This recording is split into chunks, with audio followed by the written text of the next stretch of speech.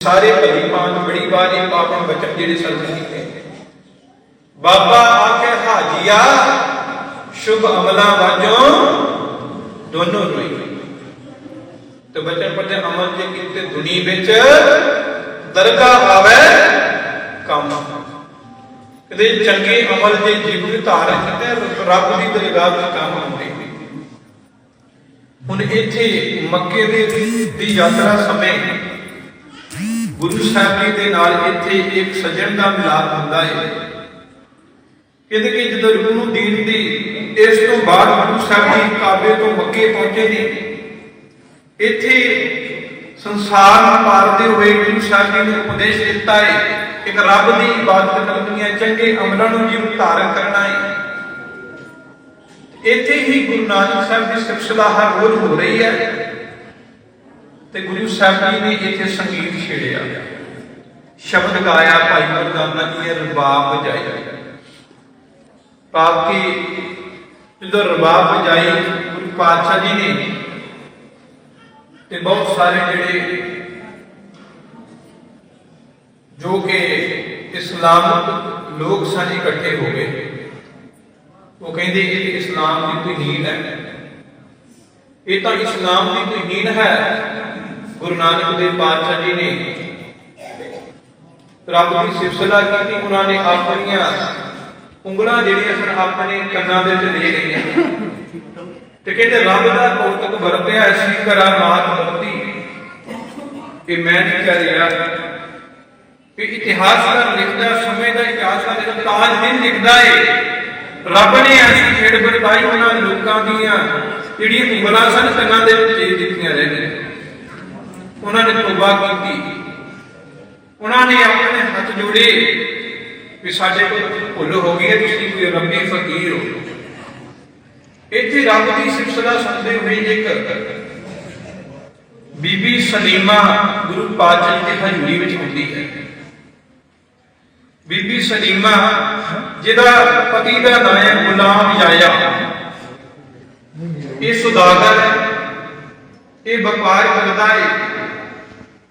इत्थे गुरु पातशाह जी के कोल जदों वो बीबी हर रोज आउंदी है, रब की इबादत होंदी है, सिलसिला होंदी है, कीर्तन होंदा है, वो सरवण करती है, उसकी सुरत जिहड़ी है रब दे नाल जुड़ जाती है। तो ताजदीन कहता कि एक दिन होया कि वो बीबी हर रोज जिवें नेम ते नेम आउंदी सी सत संगत विच, अज उसकी सुरत जुड़ गई कि उन्होंने घर का भी चेता भुल गया। कहते गुरु पातशाह जी ने इशारा किया ताजदीन को लिखारी जेड़ा कोई गल कहता है, कहता बाबे नानक ने मैनू इशारा किया कि इस बीबी को उठाओ तो इनू घर भेजो। जो उसको उठाया गया, पाप का हाथ लगाया तो कहते वो एकदम तरफ के उठी। जो उस उठी से उठ के ख्याल आया कि मेरा पति जेड़ा घर आ गया होगा, व्यापार करके वापस आ गया होगा, सारा दिन बीत गया है।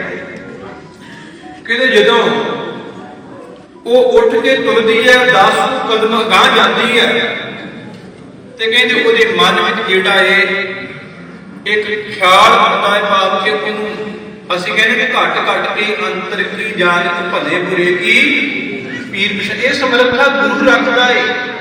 पर गुरु के प्यारे जेडे रब के नाल एक मित्रता हो जाते हैं, वो भी फिर सब कुछ जानने वाले दिलों दियां जानने वाले हो जाते हैं। बीबी सलीमा अनुभव हो गया कि मेरा पति घर आ गया।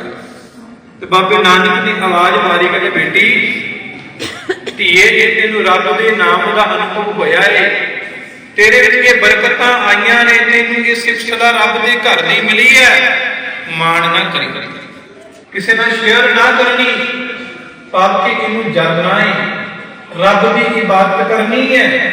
कहते जदों वो सलीमा घर गई ते घर जांदियां ने उसका पति जिहड़ा सी तो अग बरोला होया। कारण ये कि वो एक हिंदू फकीर सी, क्योंकि हिंदुस्तान तो गए सी, भारत की धरती तो गए सी, वो इहनूं हिंदू फकीर ही कहते सी।